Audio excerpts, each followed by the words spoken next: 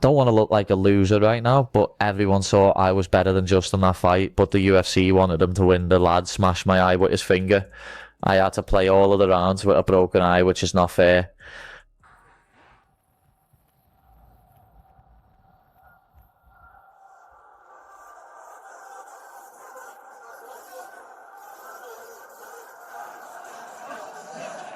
Do not get knocked. That Scouser does not get knocked out. Hold on. My God.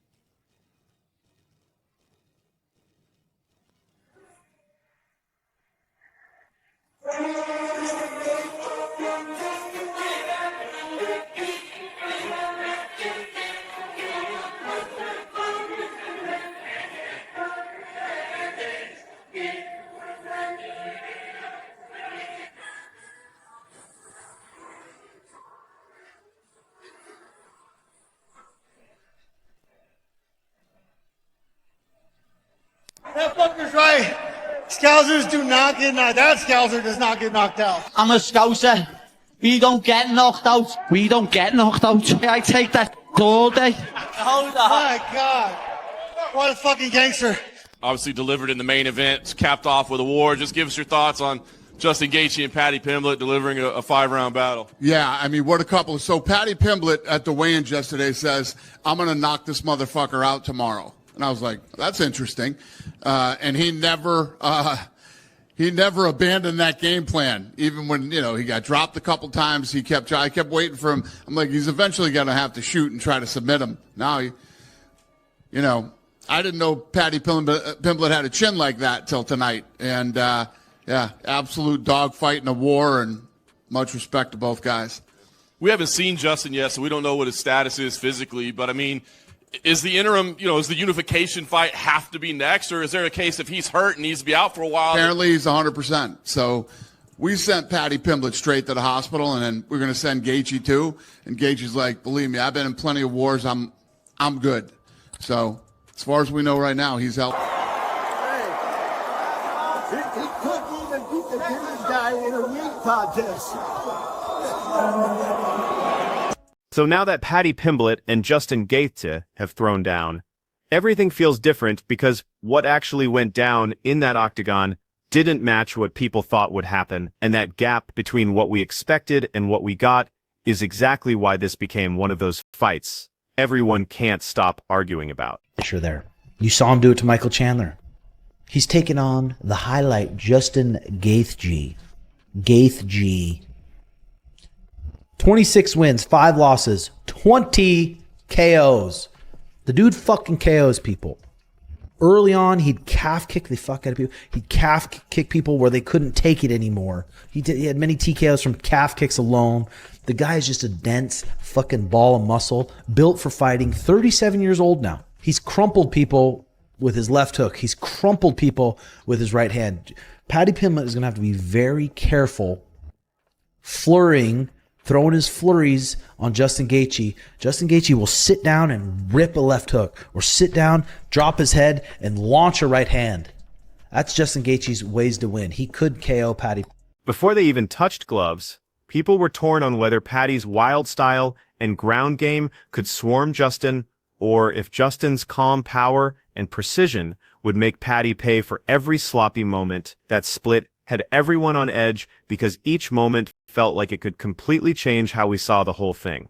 I'd love to see fucking Justin Gaethje with the title around his waist. He earned it. Justin Gaethje's fought all these fucking monsters his whole goddamn career. Edson Barbosa, Donald Cerrone, Eddie Alvarez, Dustin Poirier, Habib, Michael Chandler, Charles Oliveira, Fiziev twice, Dustin Poirier again, Max Holloway. Like, holy shit. He's fought the elite.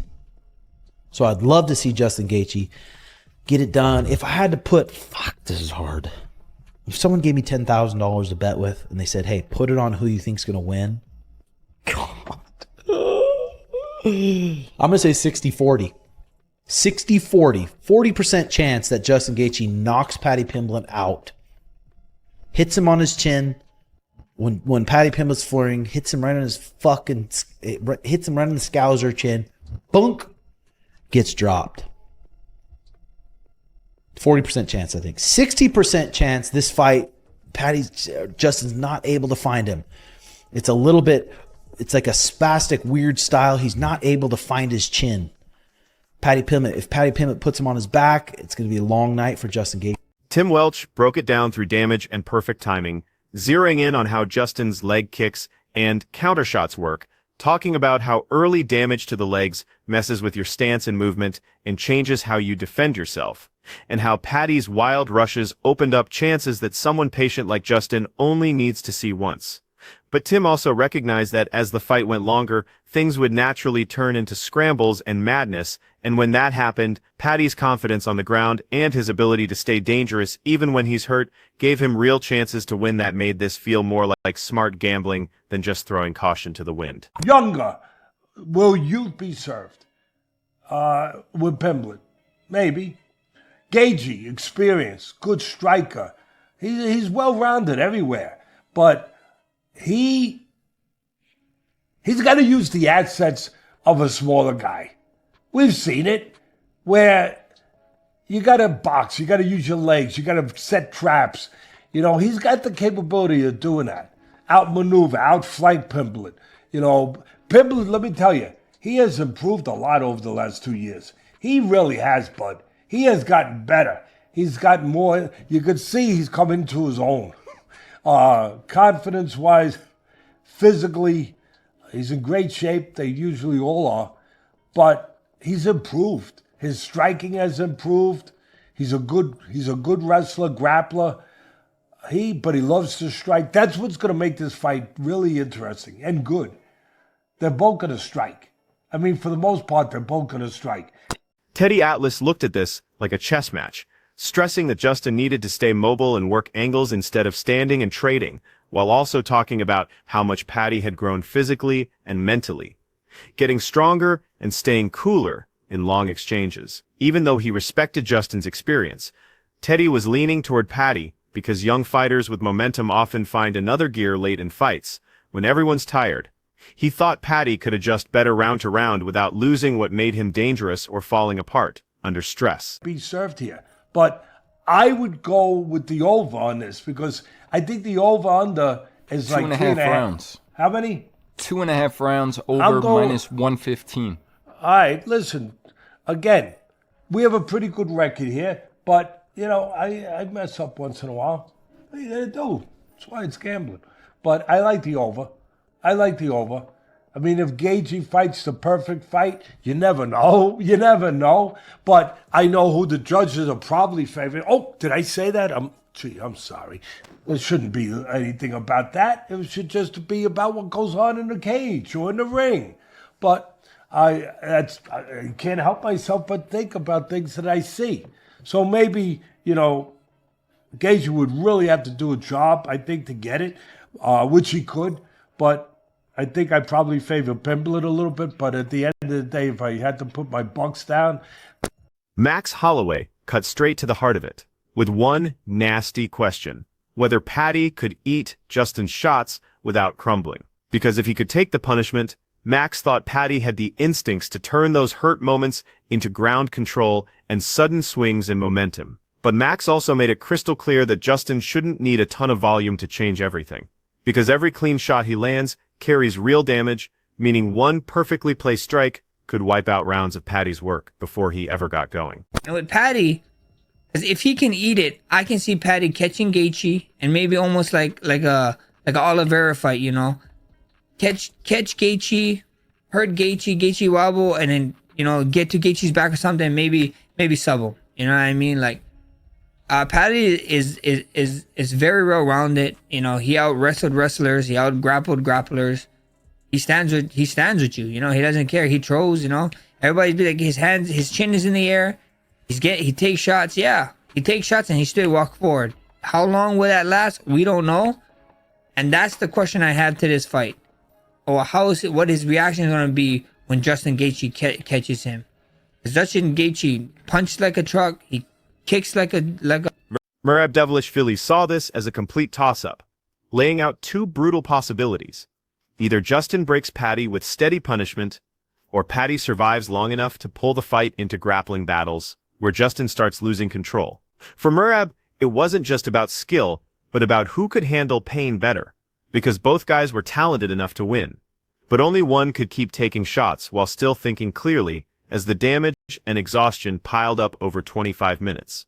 Said this for me. This is a flip up, bro. I'm not surprised if any of these guys win, because I can see two clear paths to these guys winning. I can see Gaethje catching Paddy, you know, putting him down, finishing him. Then I can see Pimblett catching Paddy, Pimblett catching Gaethje, maybe knock him out or hurt him enough to where he can get a submission. You know, I think so. Paramount, the UFC did a really great really great job of putting this first Paramount card together. From the main card, the first main card fight, to the main event is sick. It's gonna be action packed, and you fans are gonna love it. You know, the new fans are gonna love it. I mean, Gaethje is just violence. Paddy Pimblett doesn't run away from violence. It's gonna be a fun fight. Like I said, I don't know who to choose. I'm not choosing no one. I see both guys. I think this is a coin flip. I think whoever can endure the more damage is gonna win this one.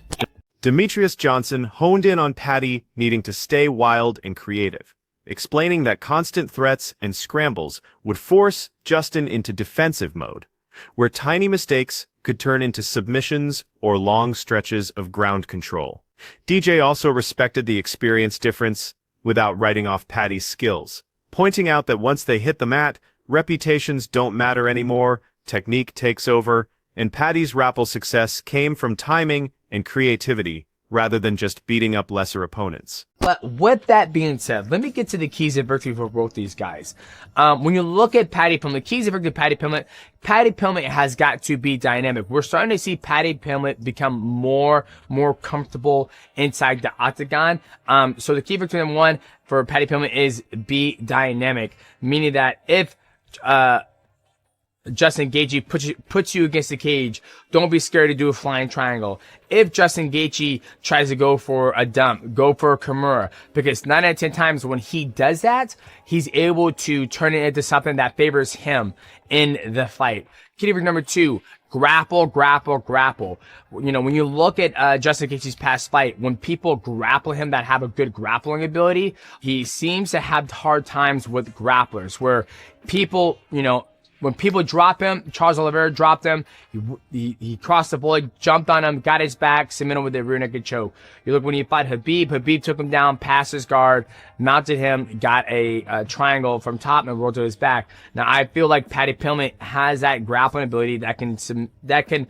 What made this interesting was the preparation angle and staying fresh, with the idea that a lighter schedule let the body heal completely and kept the mind razor sharp, creating a uniquely dangerous challenge for someone used to going through striking wars. When you look at all these expert takes together, what jumps out is how nobody saw this as safe or predictable, because every breakdown came back to the same reality. One slip up, one scramble, or one clean connection was always going to settle the whole thing. Now that it's over and we know what happened, the conversation changes from guessing to looking back, making everyone ask whether what they expected actually matched what went down, or whether Paddy and Justin once again showed us that nothing is certain when violence and heart meet at the highest level.